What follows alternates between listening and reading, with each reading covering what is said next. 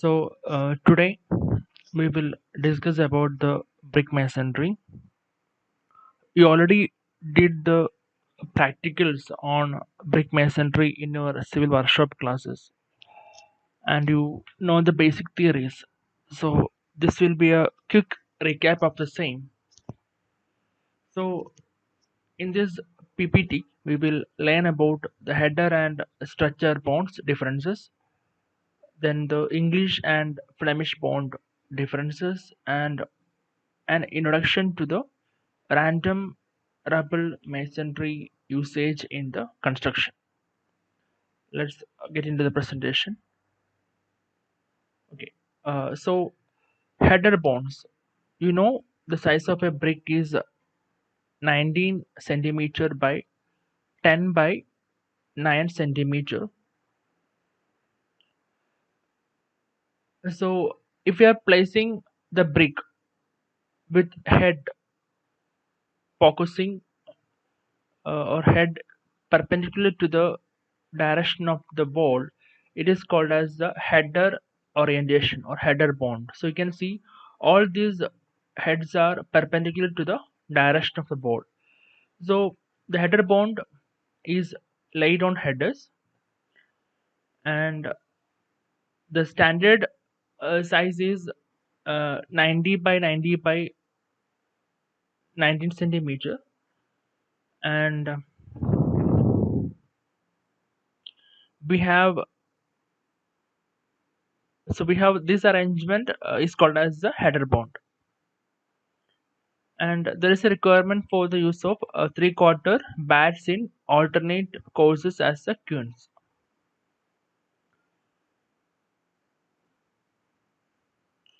Next one is the structure bond. So structure means here the brick in length has to be oriented in the direction of the ball. This is also known as the running bond, and this is the most common bond in the modern time. So the standard size is 190 by 90 by 90, and so this is the arrangement of structure bond. So one thing you should notice for header bond as well as for the structure bond is that the gaps in between the bricks should not be in a vertical line. That means there should be a discontinuity in the gaps. Otherwise, if any crack is developed at this point, this will propagate to the entire depth of the wall. So always that continuity is destroyed or it is discontinued by the proper arrangement. In the header bond, it's by this black one. It is called as the three-quarter bats. And in the case of structure also, the arrangement, you can see a half a brick here. So this arrangement will provide a discontinuity in the arrangement.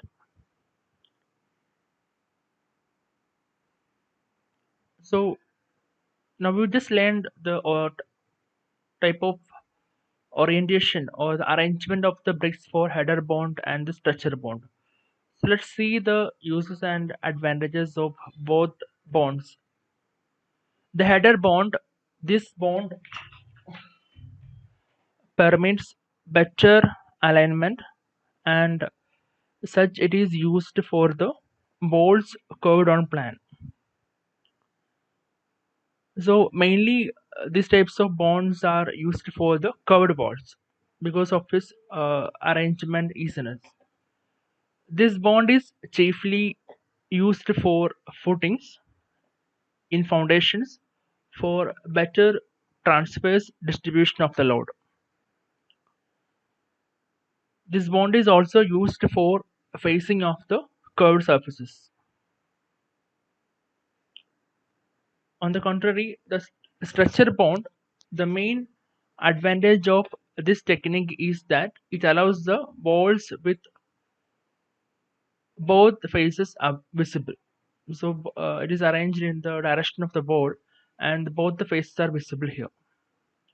It can be used for domestic low height walls, and it is mainly used for boundary walls, garden walls, sleeper walls, partition walls, division walls, etc.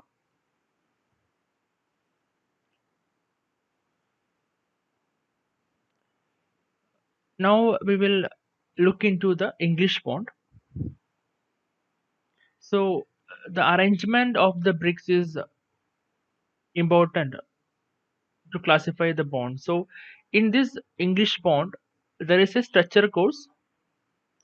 So the main thing important thing which has noticed compared with the header or structure bond are the header arrangement is a single arrangement of all the headers and structure is so. In the case of English bond, it is a combination of structures and headers. Okay, how it is done? The English bond, it consists of alternate courses of headers and structures. In this English bond arrangement, the vertical joints in the header courses come over each other and the vertical joints in the structure courses are also in the same length. That means this is a structure course. The brick is the main length of the brick is lined in the direction of the wall.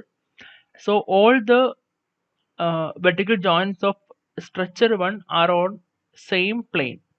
Similarly, all the header vertical joints are on same plane, but it should not be a continuous uh, vertical joint on the arrangement.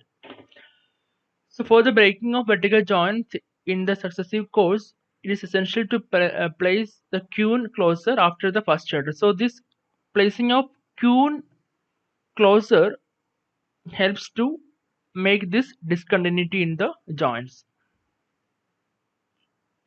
So this is a 1.5 thick brick wall. How the arrangement is done. So this you already did for the civil workshop. So one is a structure layer. Here is a header layer. Then the alternate will happen for the next layer. So when this is header, this is structure, header, structure, header, structure. Similarly, this is also optional. If one is a header, then next one should be structure.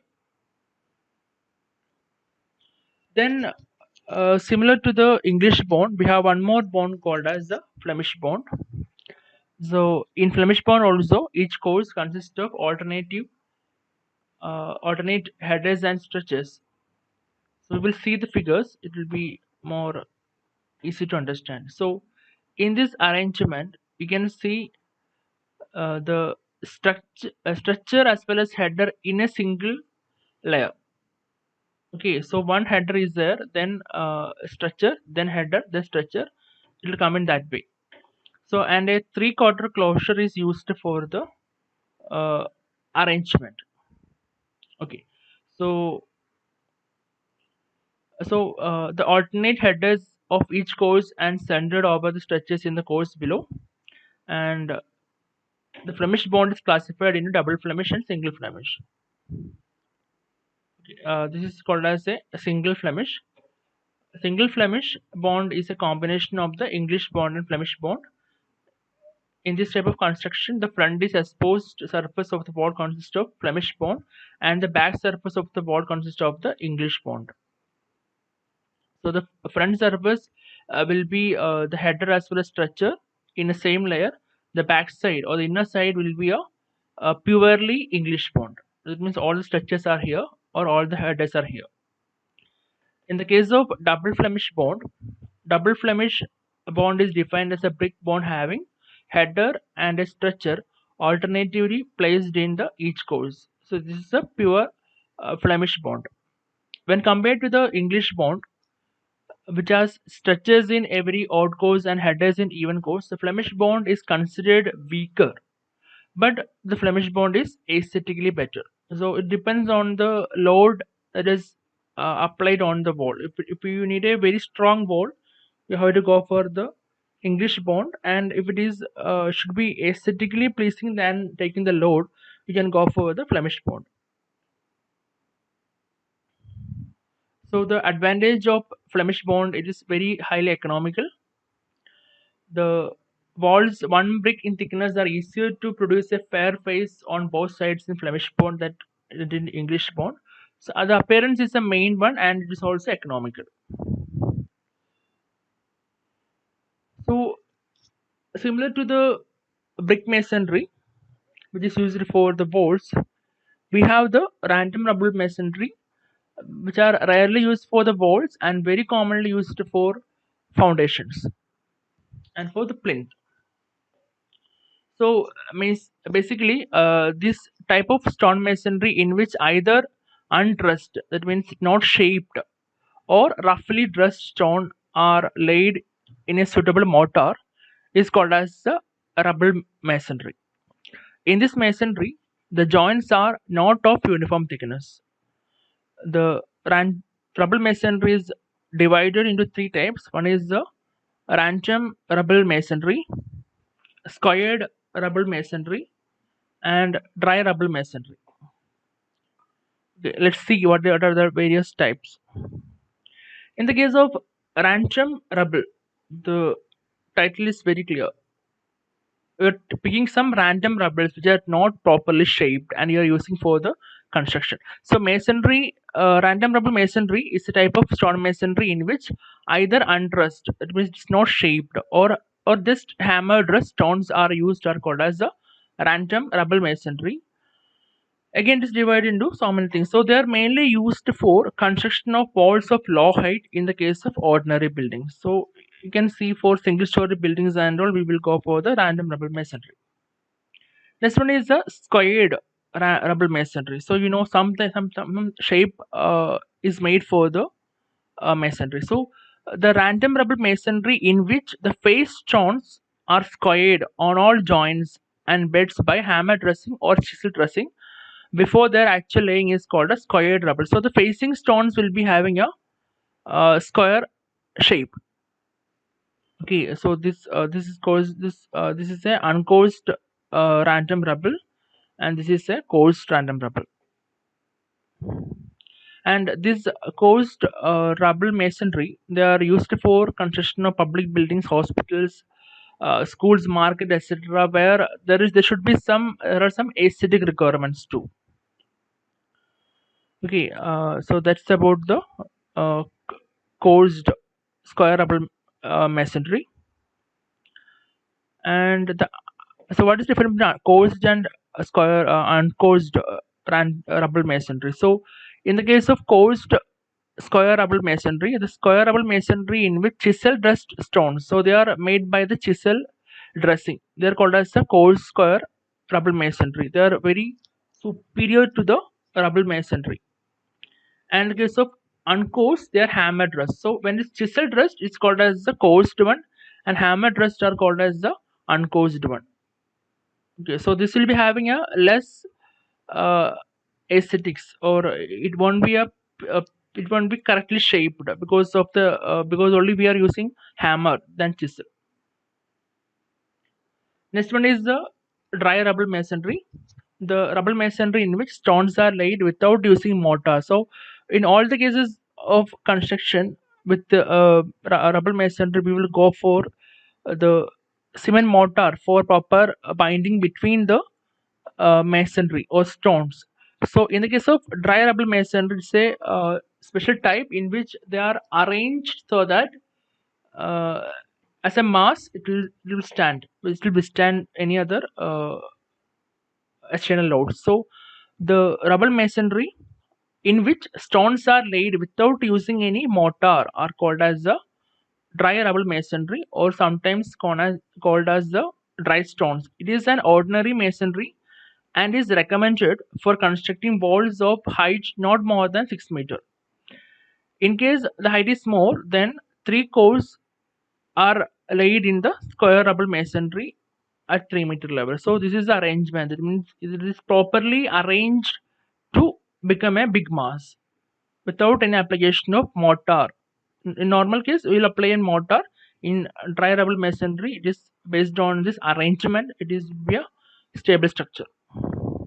Thank you.